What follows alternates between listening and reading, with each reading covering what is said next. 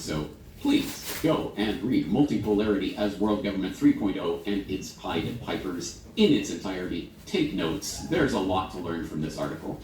And it's for exactly that reason that I had the chance recently to talk to Hervoy Morich about this article and about Multipolarity as World Government 3.0. All right, Multipolarity as World Government 3.0. So what is World Government 1.0 and 2.0, and how is 3.0 different? It's not very different, and I use those, as markers. League of Nations 1.0, UN 2.0. Different people might come up with different versions, but I think that was just the simplest, most basic form. And you look at the history, I went through the history. Funnily enough, I was looking, I bought this at a used bookstore here in Mexico years ago, Brzezinski's Game Plan from 1986. And you literally pick up any book. I've got this one from Holly Clark, Trilateralism. You could pick up any random book going back a half century or more from these technocrats, and you just flip open. I highlighted it the other day. But Brzezinski says in here somewhere, if I can find the highlight, he recommends U.S. supporting China's New Silk Road project. This is 1986. Or Holly Clark discussing the Western Trilateral Commission project, where she discusses here that we're going to bring the third world on. We're going to select token third world countries, which sounds exactly like BRICS. Token, Brazil, Russia, India, China, and so forth. And so effectively what they're doing is building out the infrastructure for the rest of the world that's not developed. They have to have the rails to implement the digital technocracy, and they've got to sell it, right? Who wants to join the electronic concentration camp? Nobody. But as we've learned throughout the years, if they sugar it up a bit, it'll go down easier. So you identify the multipolaristas, which is a great term, for the people who are cheerleading this World Government 3.0 under the guise of multipolarity. To what extent do you think that these multipolaristas know that this is perfect historical continuity with all of the world government talk that's preceded it? And to what extent do you think that they're genuine, enthusiastic cheerleaders for what they truly believe is an alternative vision for world order? I tried to be diplomatic and fair, and I said it was a spectrum, right? To be fair, and some of us over the years have unwittingly navigated this space, and as I said, I think it's a spectrum. So I think there's people who are well-meaning, then there's people who I believe become compromised or greed, grift, narcissism and status, and then there are people who realize they've made the Faustian bargain. And I've noticed this, years ago, that there is this clear pattern. And you can see increasingly followers of mine, I'm sure followers of yours on the different chats, they've become very discerning, and they can see this as well. So there's a clear pattern, a clear network. There's a clear formula where a lot of these people pop out of nowhere, and some of them are nobodies, as my previous guest Yuri Roshka said, and they just have boosted accounts, and they tow a certain narrative. And I've often said that eventually the narrative will give you away. We don't need big smoking guns. Reality will become separate from the narrative that some of the alt media people are saying, and that's when we'll be able to tell, okay, this person is not tracking reality. And so I think it's a bit of a spectrum, and I got caught up in it as well, right? I was at TNT, this mysterious bagman, Marshall Jank, and maybe I'm shooting, jumping the gun. But when you see money being thrown, I was shocked to discover Derek Rose was given money, TNT Radio, myself for my individual Substack, UK column, a whole host of others, Whitney Webb. And so at that point, you have to start asking questions. And those questions, well, okay, I guess there are a number of ways to look at this. One is that there are some of these multipolaristas are literally, actually state media, like on RT, for example, being paid by the Kremlin, literally, like Peter Lavelle and other people who have attacked you for your analysis here. Some people are ostensibly, at least not directly, or at least we don't know and cannot prove any direct connection to state funding, but to what extent do you think that this is coming from state-funded sources? So I do think it is ultimately coming from, to use Yuri's terms, these power centers. And just to jump maybe to the Pentagon active measure stuff, because it seems to make more sense, given now some of my skirmishes with this network, as you've noticed, wrote an entire hit piece on me. And back in July 2024, I was saying, I posted that I thought this was a security state operation, and people wrote, oh, no, it's just some idiot on the internet. No, I can tell this is security state. And then in August, they raid Scott Ritter's home. And then in September, they out Tim Pool and Dave Rubin with the whole Tenet Media thing, where they were unknowingly receiving Russian finance.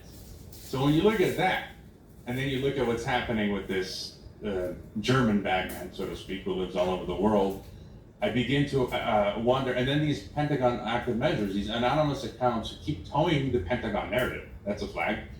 And they question anyone, especially us Westerners, yourself Canadian. They got you as well. I included a screenshot with you and Riley, who's people who are anti-war and anti-technocracy, and pointing out how it's the West, they're calling us Russian agents. And I'm like, wait a minute, what if, I think they're obfuscating. They're trying to put the blame for this globalism, which includes BRICS, on Russia, this network of Dugin and Alex Jones. And I think it's to obfuscate that it's actually coming from Pentagon, EU, London, and possibly to trap us. So what if some of us are receiving finances, and at some future date, the regime, the system can turn around and say, everybody I received thousands from what turned out to be Russia or China. I'm deplatformed at best, and at worst, fined or jail time, as we're seeing with people. So something is up here. Tell us about your deplatforming from, was it PayPal? How did that happen? Right, like I went through the article, and in hindsight, I added some details which I hadn't in the past, that I had this Associated Press journalist contact me in 2020. I learned in my late research for the article, I hadn't known that in 2019, he was part of some Associated Press fact-checking disinformation group in 2019. Then he emails me in 2020, I don't respond. And it turned out to have been a hit piece, but he couldn't include me because I gave him nothing. And then in 2021, he publishes with Atlantic Council, NATO's think tank, the hit piece on Francis Boyle and myself.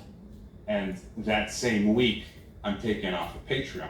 So, I believe it had links, and Mike Benz fleshes this out. This network includes NATO, Atlantic Council, DHS, all these different military intelligence agencies. And then the following year, when they roll out this Information Governance Board, April 2022, I get taken off of PayPal. And then I've seen some commentators on these new Pentagon active measures that I'm talking about call them Disinformation Governance Board 2.0. And literally this week, The Guardian published, Narco Rubio signed it, they approved these new Pentagon psychological operations via X. Like, you couldn't believe it. I literally called it. I was calling it Pentagon active measures on X.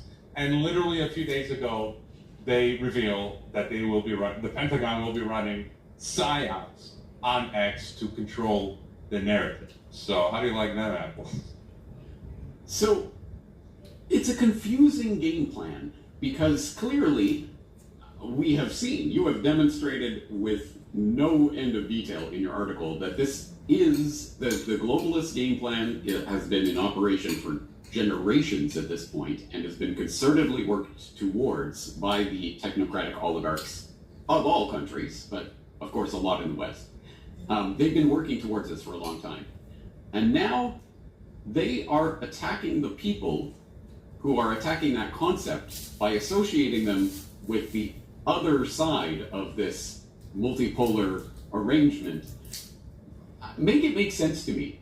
what is their game plan for this? To discredit us, obviously, I guess, would be, and to get rid of our voices of opposition. But then to implement the multipolar world order that we're opposing? Is that where they're going with this? Yeah, I see it as we can use the example of like a smoke grenade. It's fog that they've thrown as this diversionary tactic. As they're working on their plan, there's smoke and people can't see exactly what's happening. But do we really think that we're going to step backward? Now they've gotten this far. Do we really think they're not going to move forward with their world government? No. And so this is their next and perhaps their final play. Maybe this is the the last that last run. And so we've had the Board of Peace created by Trump. You've had Xi Jinping, as mentioned in the article, propose global governance initiative. And I found new sources. That Klingendale citation that I included that said that Putin's Eurasian Union was a carbon copy of the EU. I found more sources that surprised me from Chatham House, and another research article that said Eurasian Union was modeled precisely on the European Union. And so I think it's as clear as day. They're creating this sort of chaos, but they're going to move forward with BRICS multipolarity, which I believe means America gets knocked down a notch and gets put in its region, and we go to regions, which then forms the World Federation, and it's unclear exactly what will be the sort of centralized structure, or it might include a number of governing structures. It might include both the Board of Peace and the Global Governance Initiative. Maybe one of them wins out, or Jacob Lorgnar just published his Digital Brain. It might be some UN 2.0 version. So effectively, I think that's where they're going to take us. But this is part of the buy-in process. They're trying to get global popular opinion from the global South to cheerlead BRICS and multipolarity in. Basically, it's a Trojan horse, and so they're trying to get people to not realize that it's one of the biggest Trojan horses we've ever seen. That, once again, is Hervoy Morich of geopoliticsandempire.com, and I sincerely hope that you will follow the link in the transcript for today's episode at corbettreport.com/multipolar to read that article in its entirety, Multipolarity as World Government 3.0 and its Pied Pipers, which not only voluminously and meticulously documents the very, very long tradition of world government globalists promoting global government in various forms, including the multipolar agenda, including, of course, Westerners and people in the Western technocratic oligarchic class promoting that concept, but also the rise of the multipolaristas and the people who are championing the BRICS as some sort of false saviors here. No, Russia and China are not fighting against the globalists. They are simply fighting for a seat at the global governmental table.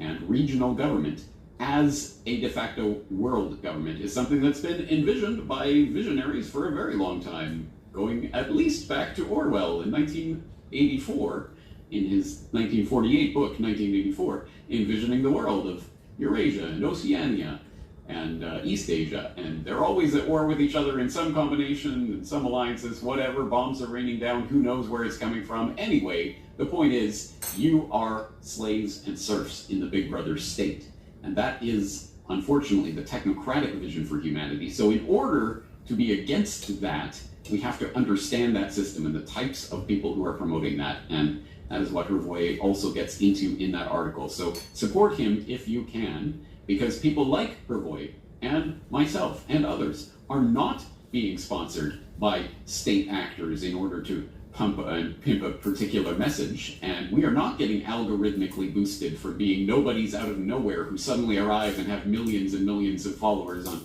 YouTube or X or what have you. The only way information like this spreads is word of mouth. So get that article from Hervoy and start spreading it to others. Get this podcast and start spreading it to others. This information will not get out there unless you take action to get it out there to others. And hopefully, with more people aware of the true history of this global governmental movement. They will understand that the hopium of waiting for the political savior to swoop in on the cloud to save us, oh, won't Xi and Putin fight against the evil globalists, satanic pedophiles? No, they won't. Why is that? Why do they go along with everything, all the parts of this scam, including the technocracy, including the oligarchy, including the censorship online, including the control of their citizens and social credit, including the COVID scamdemic, biosecurity, the sustainable development goals, and everything else? It is because there's a big club and we ain't in it. They think they're in it. And that is, unfortunately, the dynamic of this.